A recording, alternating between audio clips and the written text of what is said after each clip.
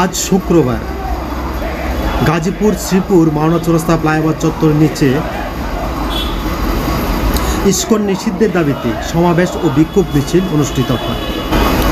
জুম্মার নামাজের পর উলামা জনতা ঐক্য পরিষদ নামে একটি সংগঠন বিক্ষোভ মিছিল ও সমাবেশের আয়োজন করে।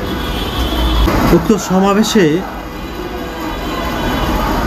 আলিফ হত্যা, আসামনি দর্শন, ইমাম মুফতি মহিবুল্লাহকে গুম ও হত্যার চেষ্টায় যারা জড়িত অর্থাৎ বুয়েটের আত্মস্বীকৃত দর্শক শ্রীকান্ত রায় সহ ইস্কনের সকল খুনি ও দর্শকদের বিচার নিশ্চিত করতে হবে, এই দাবিতে ওলামাগণ মিছিল ও বিক্ষোভ করেন।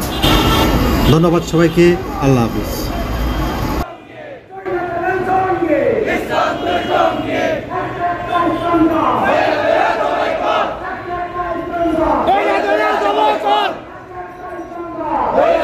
সবাই